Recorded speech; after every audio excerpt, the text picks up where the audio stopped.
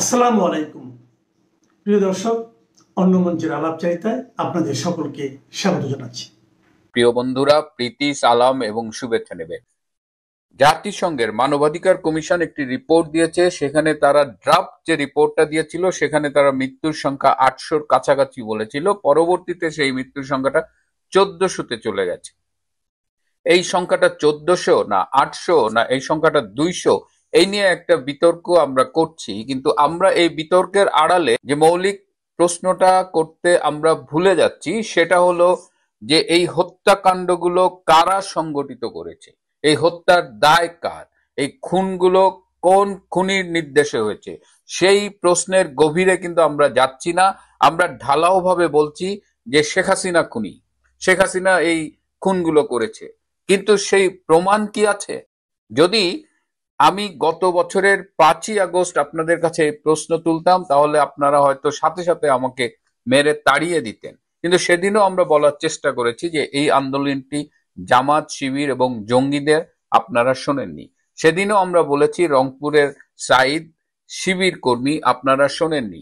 সেদিনও আমরা বলেছি রংপুরের আবু সাইদকে শিবির নিজেরা হত্যা করেছে, আপনারা শোনেননি। কিন্তু আজকে যখন প্রায় 16 মাস হয়ে গেল, এই সময় যখন আমি বলছি তখন আজকে এত এত প্রমাণ আছে আমাদের কথার সপক্ষে যে আজকে আমাদের আসলে আবার দাবি তুলতে হবে যে জুলাই আগস্টের হত্যাকাণ্ডের জন্য দায়ীকে, এই হত্যাকাণ্ডের প্রকৃত খুনিকে। এবং আসুন আজকে আমি আপনাদের সামনে প্রমাণ করে দেব, এবং এই প্রমাণগুলো কিন্তু আমরা জেনারেট করিনি, এই প্রমাণগুলো ইউনূসের জঙ্গি বাহিনী দিয়েছে। ডক্টর ইউনূস যখন প্রথম দায়িত্ব নেয় গত বছরের 8ই আগস্ট, তখন স্বরাষ্ট্র উপদেষ্টার দায়িত্ব পেয়েছিলেন ব্রিগেডিয়ার অবসরপ্রাপ্ত সাখাওয়াত হোসেন। এবং এই সাখাওয়াত হোসেন দেখেন সিএমএইচে আহত আনসারদের দেখে আসবার পরে তিনি বলেছিলেন যে যে গুলিগুলো করা হয়েছে সেটি 7.62 রাইফেলের গুলি, যেটা সাধারণত পুলিশের কাছে থাকে না রাস্তায় যারা ডিউটি করে, এবং এই অস্ত্র সিভিলিয়ানদের হাতে চলে গিয়েছিল বলে তিনি সন্দেহ পোষণ করেছেন। সিভিলিয়ানরা আসলে কারা? আমরা কিন্তু এর আগে একটা ভিডিওতে দেখেছিলাম, আমার অনেক আগের একটা শোতেও দেখিয়েছিলাম যে বোরকা পরিহিত একজন, তার হাতে একটা AK-47 রাইফেল, এবং তিনি ভিড়ের মধ্য দিয়ে গিয়ে সেটা সেনাবাহিনীর ট্রাকে একজন সৈনিকের হাতে তুলে দিচ্ছেন। তো এখন ব্রিগেডিয়ার শাওকাত যেহেতু সিভিলিয়ানদের কথা বলছেন, আসেন আমরা একটু একজন সিভিলিয়ানের স্বীকারোক্তি একটু দেখি। এই শুভ আফ্রিদি সামরিক বাহিনী থেকে বরখাস্ত হওয়া একজন সাবেক অফিসার, এবং দেখেন সে নিজের মুখে স্বীকার করেছে। এটা কিন্তু তাকে দিয়ে কেউ জোর করে করেছে বা রিমান্ডে নিয়ে করিয়েছে তা না। এবার এই যে সম্প্রতি যে বহুল আলোচিত একটা রায় হলো, একটা অবৈধ আদালতে যে রায়টা হলো, সেখানে দেখেন সেখানে বিচার চলাকালীন অ্যাডভোকেট তাজুল কি বলেছে এবং তার বক্তব্যগুলো সাথে সাথে খণ্ডন করে আমি একই সাথে ভিডিওগুলো একটু দেখাচ্ছি, আপনারা একটু কাইন্ডলি দেখবেন। আসামি শেখ হাসিনার ফোন আলাপের থেকে আরো জানা যায় তার ষড়যন্ত্রমূলক পরিকল্পনায় দলীয় সশস্ত্র ক্যাডার বাহিনীর মাধ্যমে সেতু ভবন, বিটিবি ভবন, মেট্রো রেল স্টেশন সহ রাষ্ট্রীয় গুরুত্বপূর্ণ কিছু স্থাপনা কি পয়েন্ট ইনস্টলেশন অগ্নিসংযোগের মাধ্যমে পুড়িয়ে দিয়ে আন্দোলনকে ভিন্ন খাতে প্রবাহিত করার জন্য আন্দোলনরত ছাত্র জনতার উপর দায় চাপিয়ে দেওয়ার মাধ্যমে অন্যান্য অমানবিক আচরণ বা আদার ইনহিউম্যান অ্যাক্ট সংগঠন করেন। তখন কি তোমরা একটারা হামলা করেছিলে? বিটিবি ভবন, ওই বিটিবিতে আমি নিজে ছিলাম, সেটা আমার বনশ্রী বাসা হওয়াতে ওখানে বিএনপি, জামাত, শিবির, ছাত্র জনতা সবাই ছিল। মেট্রো রেল স্টেশন সহ যেদিন আমাদের যে মেট্রো রেলে হামলা করেছিল, তোমরা কি একলারা করেছিলে? নরসিংদী কারাগার হামলা হয়েছিল, তোমরা কি একলারা করেছিলে? ওখানেও সবাই অংশগ্রহণ করেছিল। সেতু ভবন বনানী, আমি সেতু ভবনের ছাত্র আন্দোলনে মূল ভূমিকা রাখি। আমি সেতু ভবনে ওইখানে হামলাও চালাই, পুলিশ ভিতরে ঢুকার পরে আমিও হামলা চালাই, ওখানে আমি উপস্থিত ছিলাম এবং আমার ফুটেজে আরটিভিতে আপনাদের দেখাই, ভিডিও দেখাই। সেই সজল, আমি হাসিনার পতনের মূল ভূমিকায় সজল আমি। এই যে আমার ভিডিও, এই যে এটা হচ্ছে 71 টেলিভিশনের, এই যে আমি, আর এই যে আরটিভিতে সেতু ভবনের ফুটেজ, এই যে আমি, এই যে এটা আমি কিং সজল। আইন যদি মানতে যেতাম তাহলে কিন্তু এই বিপ্লবগুলো হতো না। মেট্রো রেল যদি মেট্রো রেলে আগুন না দেওয়া হতো, যদি পুলিশদেরকে না মারা হতো, তাহলে এই বিপ্লবটা এত সহজেই অর্জিত হতো না, কিংবা ফ্যাসিবাদের পতন নিশ্চিত করা যেত না। যদি মেট্রো রেলে আগুন না দেওয়া হতো, যদি পুলিশদেরকে না মারা হতো, তাহলে এই বিপ্লবটা এত সহজেই অর্জিত হতো না, কিংবা ফ্যাসিবাদের পতন নিশ্চিত করা যেত না। আমি নিজে পুলিশের সাথে মারামারি করেছি, পুলিশের গায়ে হাত দিয়েছি। এখন যদি কোনো মতে যদি শেখ হাসিনা ফিরে আসে, সে আর জোর করে কিছু করা লাগবে না, সে রাষ্ট্রীয় নিয়মে আমাকে ফাঁসি দিতে পারবে। দেখেন যে প্রত্যেকটা মিথ্যে দাবি যেগুলো তিনি আইসিটির সামনে দাঁড়িয়ে করেছেন, প্রত্যেকটা তাদের পক্ষের লোকই কিন্তু আবার বিভিন্ন সময়ে প্রমাণ দিয়ে দিয়েছে। তারা মেট্রো রেল ভেঙেছে, তারা সেতু ভবন ভেঙেছে, এবং এই প্রমাণগুলো থাকা সত্ত্বেও আমি জানি না শেখ হাসিনার পক্ষে যিনি রাষ্ট্র কর্তৃক নিয়োজিত আইনজীবী ছিলেন, যিনি ফাঁসির রায়ের পরে হাসতে হাসতে বলেছিলেন ভীষণ কষ্ট পেয়েছেন, সেই লোক এই প্রমাণগুলো আদালতের সামনে দিয়েছেন কিনা, এবং দিলেও কোনো লাভ হতো না, কারণ এই রায় পূর্ব নির্ধারিত এবং এই রায়ের আউটলাইন আগে থেকেই করা ছিল। এখন এই যে এতগুলো হত্যাকাণ্ড সংগঠিত হলো, এবং ডক্টর ইউনূস 2-3 দিন আগে সেনাবাহিনীর উদ্দেশ্যে একটি বক্তব্যে বলেছেন যে সেনাবাহিনী তাদের এই জঙ্গি অভ্যুত্থানে হেল্প করেছে। এটা আসলে সেনা এবং জঙ্গিদের একটা সম্মিলিত অভ্যুত্থান ছিল, এবং ডক্টর ইউনূস আরো বলেছেন যে এর সাথে বিদেশি শক্তিও জড়িত ছিল। আমরা বলি যে ডক্টর ইউনূস এর আগে যিনি মাহফুজ নামের একটা বাচ্চা ছেলেকে নিউ ইয়র্কে বলেছেন মাস্টার মাইন্ড, কিন্তু ডক্টর ইউনূস নিজে মাস্টার মাইন্ড ছিলেন, এবং ডক্টর ইউনূস এই যে বিদেশে বসে দেশ বিরোধী ষড়যন্ত্র, শেখ হাসিনা বিরোধী ষড়যন্ত্র, সেখানে ফান্ডিং করেছেন। আগস্টের 5 তারিখের আগে তিনি প্যারিসে ছিলেন, তখনও তিনি ফোনে অনেকের সাথে যোগাযোগ করেছেন, এবং তিনি যে ফান্ডিং করেছেন।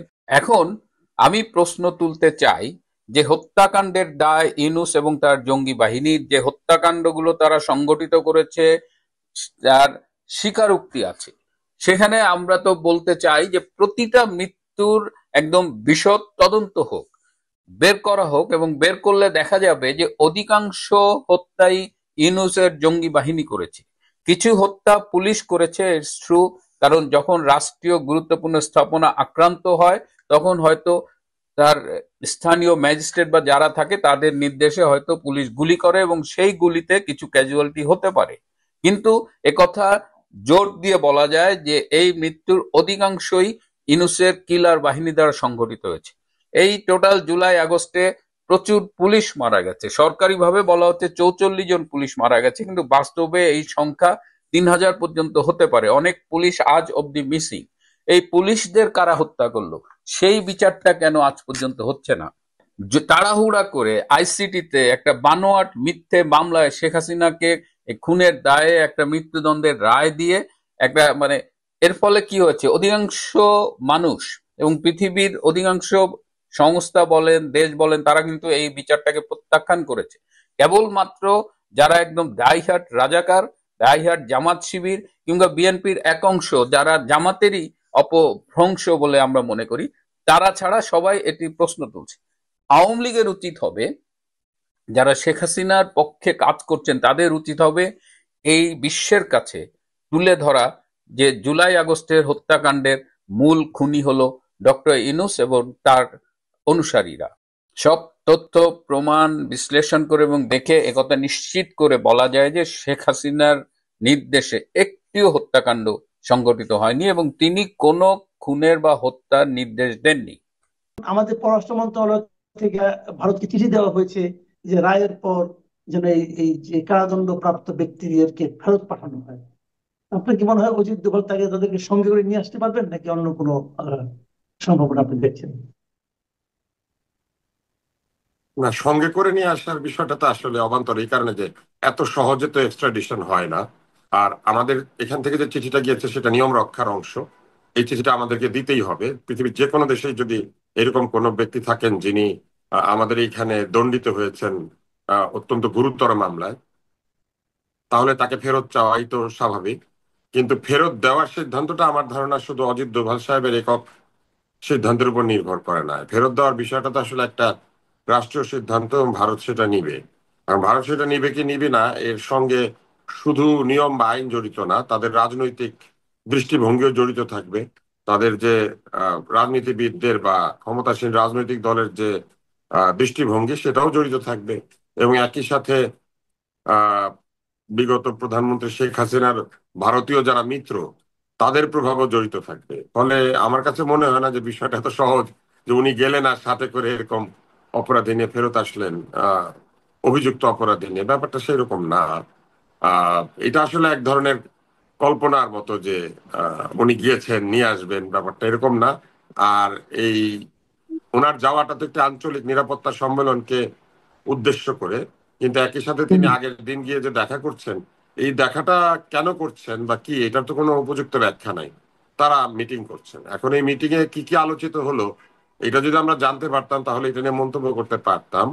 তবে এই মিটিংটি একটি অসম বৈঠক। এই কারণে অসম বৈঠক যে পদের দিক থেকে সমান হলেও নিরাপত্তা বিষয়ক ক্ষেত্রে অজিত দোভালের যে দীর্ঘ অভিজ্ঞতা আছে বা বা তার যে কর্মজীবন আছে, তার তুলনায় খলিল সাহেবের বিষয়টি তো অত মানে লম্বা না। উনি মূলত সিভিল ব্যুরোক্র্যাট ছিলেন, এবং উনি যে নিরাপত্তা উপদেষ্টা হতে পারেন এটা উনি নিরাপত্তা উপদেষ্টা হওয়ার আগে পর্যন্ত আমরা কেউ বুঝি নাই। তো যে কারণে আমার কাছে মনে হয় যে এটা একটা অভিজ্ঞতার দিক থেকে অসম বৈঠক, ক্ষমতার দিক থেকে অসম বৈঠক। ওইখানে দুবাল সাহেব যে ক্ষমতা এনজয় করেন সেই ক্ষমতা আমার ধারণা এখানে আমাদের উপদেষ্টা এনজয় করেন না। ফলে আমরা ঠিক বলতে পারি না যে কি নিয়ে আলাপ হচ্ছে। তবে এই আলাপের ফলাফল আমরা উপলব্ধি করতে পারবো কিছুদিনের মধ্যে, কেননা নিশ্চয়ই আলাপে তো কোনো সিদ্ধান্ত হবে বা ঐক্য হবে অথবা মতের অমিল হবে। ফলে যেটাই ঘটুক না কেন এটার একটা ফলাফল নিশ্চয়ই দৃশ্যমান হবে আগামীতে আমাদের সরকারের আচরণ এবং ভারতীয় সরকারের আচরণের মধ্যে দিয়ে। জি। আহ যদি এই বিচারটা নিয়েও কিন্তু আন্তর্জাতিক অঙ্গনে, বিশেষ করে আমরা দেখলাম জাতিসংঘের যে মানবাধিকার হাই কমিশন অথবা ধরেন আপনার অ্যামনেস্টি ইন্টারন্যাশনাল, তাদের যে এই রিয়াকশন গুলো কিন্তু একটা জায়গায় কমন ছিল। একটা তেমনি কমন ছিল এই মৃত্যুদণ্ডের ব্যাপারে, তাদের তো ওই দেশগুলোর যে এক ধরনের নীতি আছে সেটা তো একটা ছিলই, ওটাকে দেখে বাদও রাখি।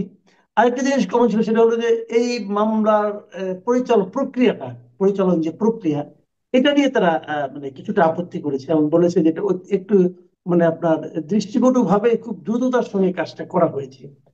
তো এই বিষয়টা কি আপনি মানে কেমন, আপনি এটাকে কিভাবে মূল্যায়ন করবেন? পৃথিবীর বহু দেশে এখন ক্যাপিটাল পানিশমেন্ট রহিত, যে কারণে মানবাধিকার সংস্থাগুলি বিশেষ করে অ্যামনেস্টি ক্যাপিটাল পানিশমেন্ট হলেই সেটা নিষেধ করে, বলে যে ক্যাপিটাল পানিশমেন্ট ঠিক না, অন্য সর্বোচ্চ শাস্তি দিতে বলে। তো এটা তো তারা বলবেনি, এটাও তাদের নিয়মিত প্রতিবাদ বা নিয়মিত জি। মন্তব্যের অংশ।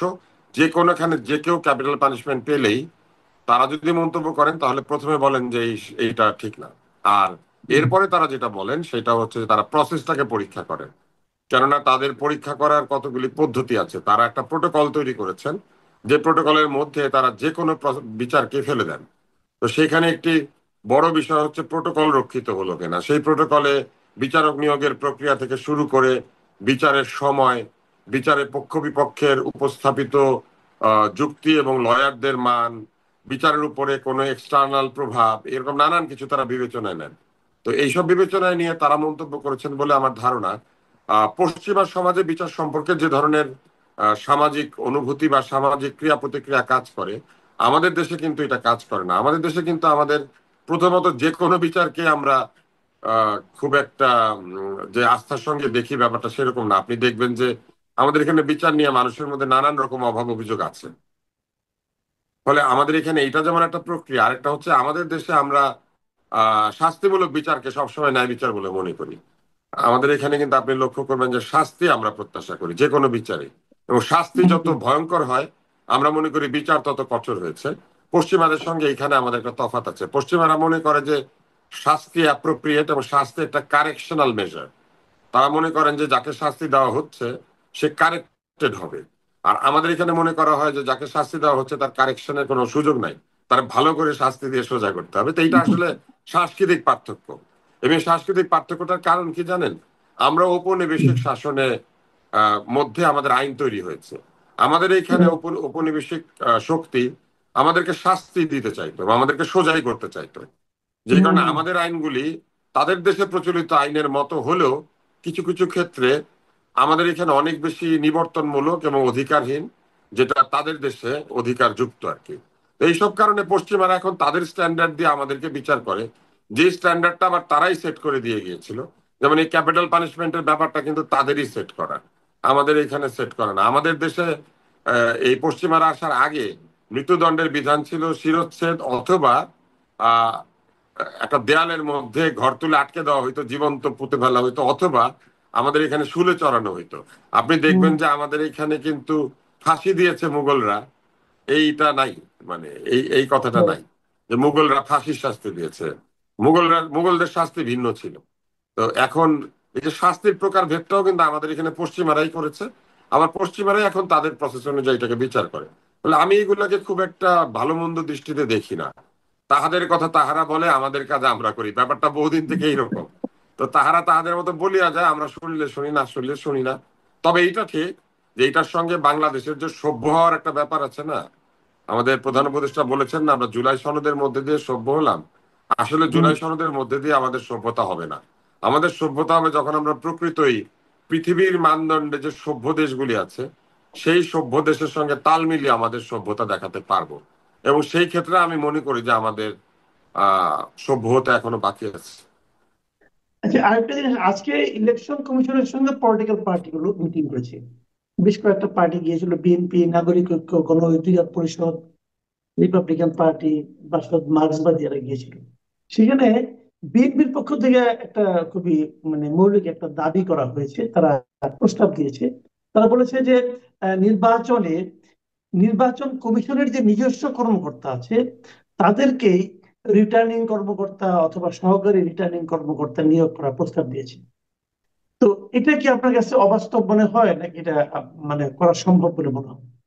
এটা ঠিক অবাস্তব না, এটা বাস্তব। কিন্তু এইখানে একটা সমস্যা হচ্ছে যে তাতে হয়তো নির্বাচন কমিশন ওই সময় যদি সবাই রিটার্নিং অফিসার হিসেবে ব্যস্ত থাকেন, তাহলে কমিশনের রেগুলার কাজ কারা করবেন, এটা একটা প্রশ্ন হতে পারে। কিন্তু এই প্রস্তাবটার পেছনে একটা কারণ আছে। কারণ হচ্ছে যে নির্বাচন কমিশনের ভেতর থেকে পাওয়া নানান ধরনের সূত্র থেকে একটা ধারণা তৈরি হয়েছে যে নির্বাচন কমিশন ইসলামী ব্যাংকের অফিসার, তারপরে বিভিন্ন প্রাইভেট প্রতিষ্ঠানে কর্মরত ব্যক্তিবর্গ, তারপরে কিছু ব্যাংকার, কিছু সরকারি কর্মকর্তা, এদেরকে নিযুক্ত করার কথা ভেবেছেন, যেখানে অভিযোগ আছে যে তারা কেউ কেউ বিগত সরকারের সাথে সম্পৃক্ত, কেউ কেউ আবার জামাত ইসলামের সাথে সম্পৃক্ত, কেউ কেউ আবার বিএনপির সাথে সম্পৃক্ত।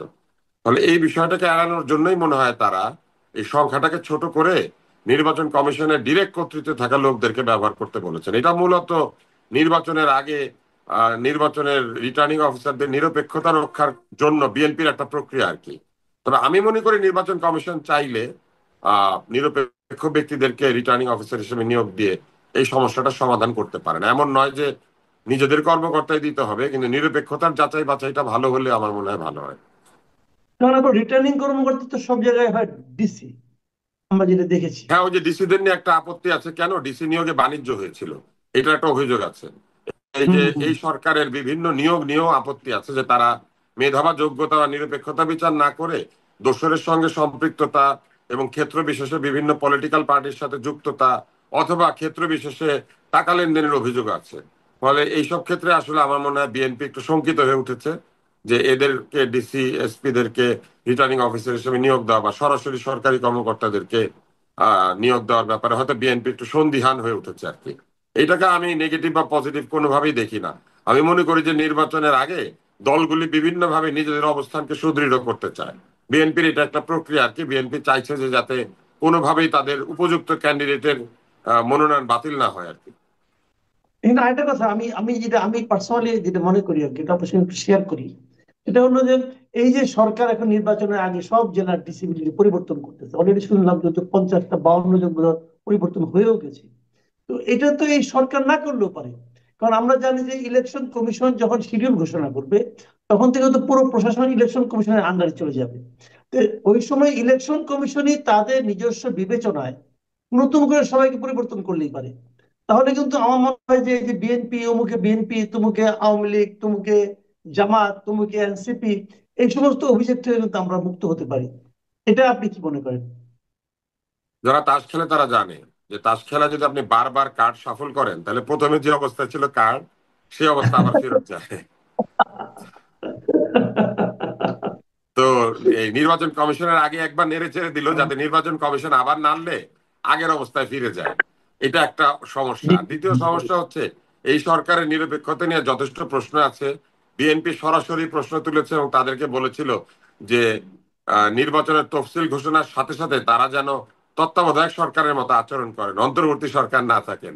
এর মানে কি? এর মানে হচ্ছে অন্তর্বর্তী সরকার তত্ত্বাবধায়কের মতো নিরপেক্ষ না, এই কথাটা বিএনপি ঘুরিয়ে পেঁচিয়ে বলেছে।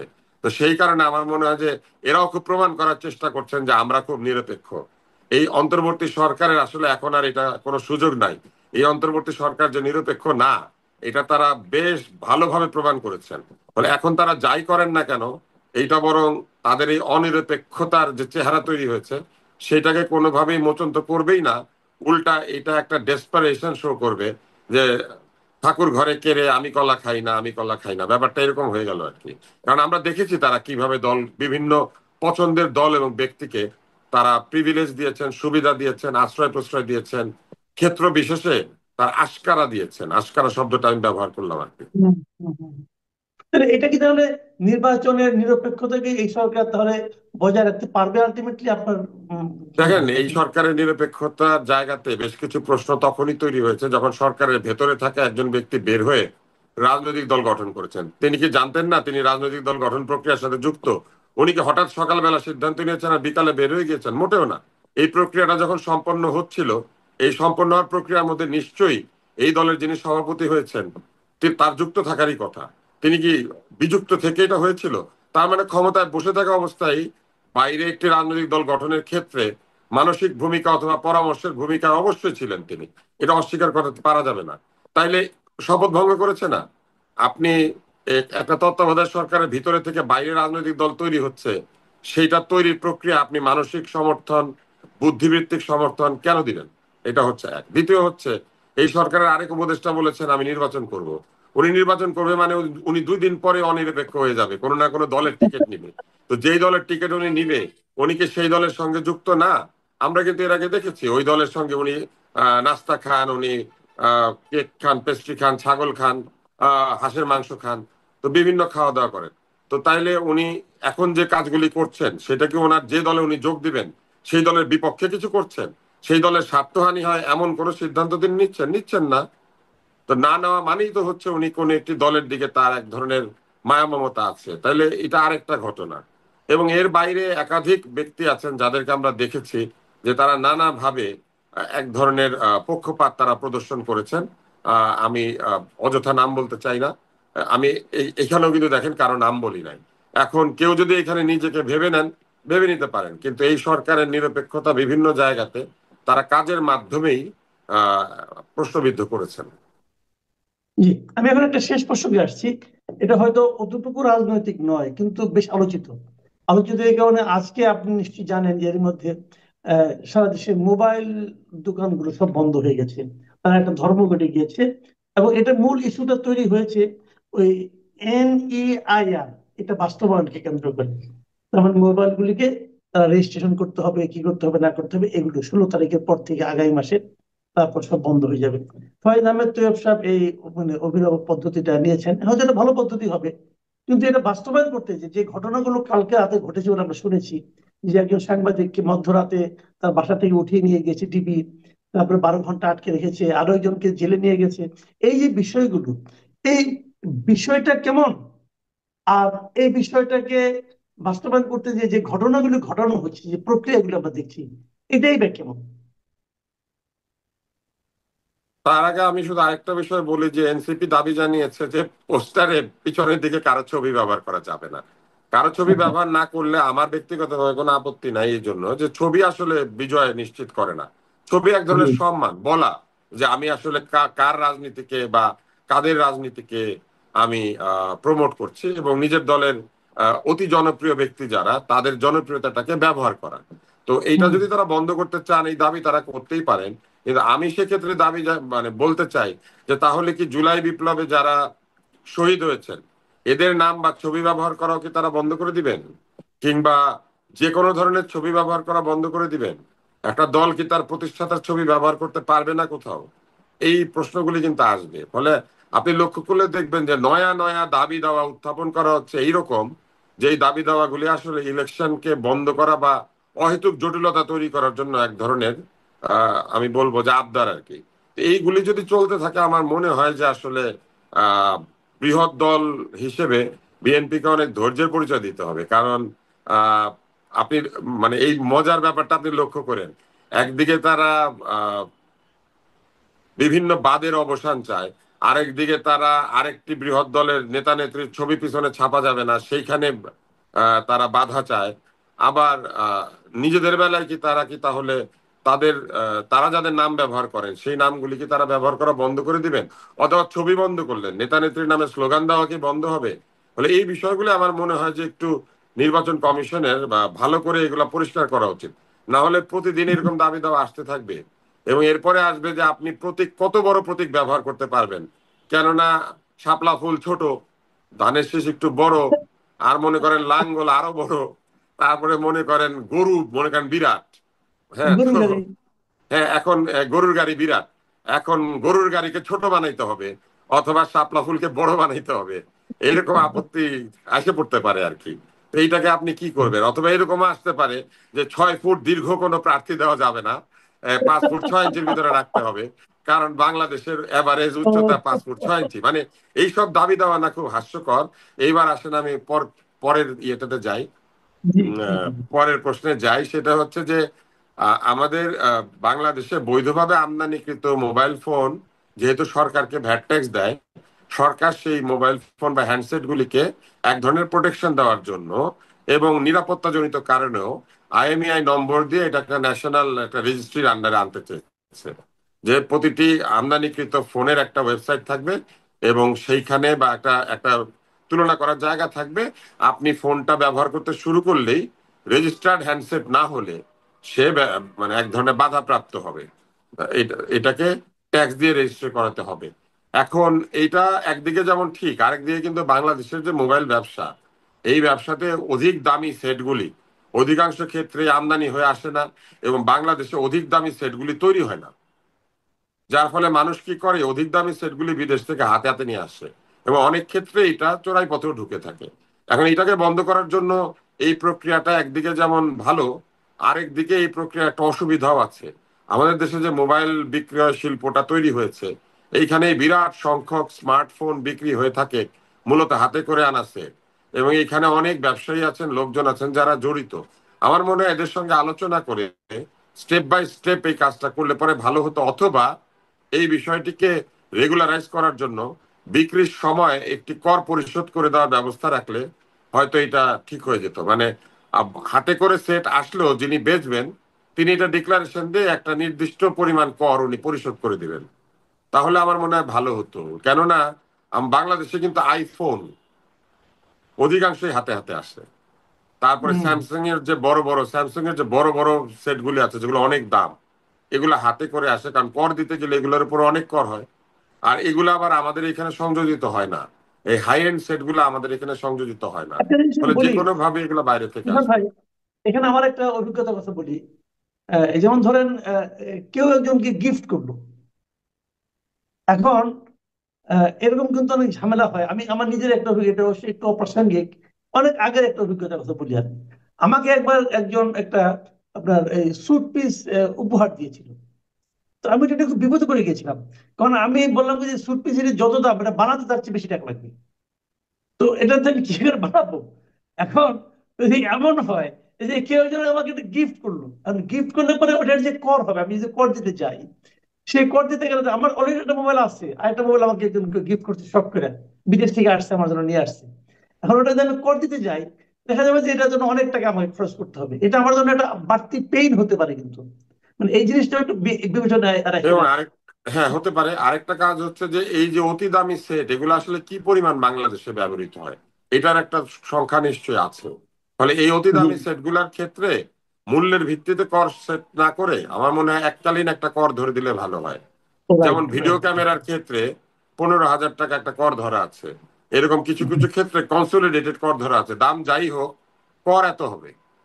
তা আমার জি। মনে হয় 5,000 বা 10,000 টাকা একটা কর ধার্য করে দিলে তাহলে যে কেউই 5,000 টাকা, কারণ 2 লাখ টাকার দাম সেটের, তো উনি 5,000 টাকা কর দিবে বা 10,000 টাকা কর দিবে, এরকম একটা সিস্টেম করে দিলে ভালো হয়। আরেকটা হচ্ছে অনেকে হাতে করে সেট আনেন, বলা হয়েছে একটা সেট আনতে পারবেন। এখন ওই একটা সেট তো কর ছাড়া রেজিস্ট্রেশন হবে, সেটা নিশ্চয়ই কোনো একটা সিস্টেম টিস্টেম বার হবে। কিন্তু যেটাই হোক, আমার মনে হয় একটা সেট সঠিক না। একজন ব্যক্তি যদি বহুদিন বিদেশে থাকেন অথবা বেশ কিছুদিনের জন্য বিদেশে গিয়ে হাতে করে একটা সেট আনেন, এমন হতে পারে যে তার অ্যাডাল্ট বাচ্চা আছে, একটা বউ আছে, তো ওনার অন্তত 2টা সেট আনতে দেওয়া উচিত। আমি মনে করি না যে একটা সেট এটা কম হয়ে যায়। আচ্ছা, আর এই উনি যে নিজে যদি একটা রাতের নিজের বেলায় যে জন্য নতুন ধরে কিনেন, না, এটাই কি বলবেন? উনি নিজে যদি একটা নতুন কিনেন, তাহলে স্ত্রীর জন্য একটা কিনতে চাইতে পারেন। তাহলে উনি হ্যাঁ, একটা কিনলেন, তাহলে 2টা নতুন হয়ে গেল তো। তাহলে উনি 2টা নতুন সেট হ্যাঁ। নিয়ে ঢুকবেন কিভাবে? তো এই জন্য আমার মনে হয় অন্তত 2টা থাকা ভালো। আর ওই রাতের বেলায় যে ধরে আনার ব্যাপারটা, ওটার সম্পর্কে কিছু বলবেন কিনা? আচ্ছা, এই জিনিসটা আসলে একটা ব্যাড প্র্যাকটিস। এগুলো হচ্ছে ক্ষমতার প্রদর্শনী। মানুষ যদি হুম, প্রতিবাদ করতে চায় করুক না। এই মোবাইলওয়ালারা প্রতিবাদ করে মানে কি করবে আসলে? ধরেন বিরাট প্রতিবাদ করলো, মোবাইল ফোন বন্ধ রাখলো, বেচলো না, মেরামত করলো না, ধরেন এর চেয়ে বেশি কি করবে আসলে?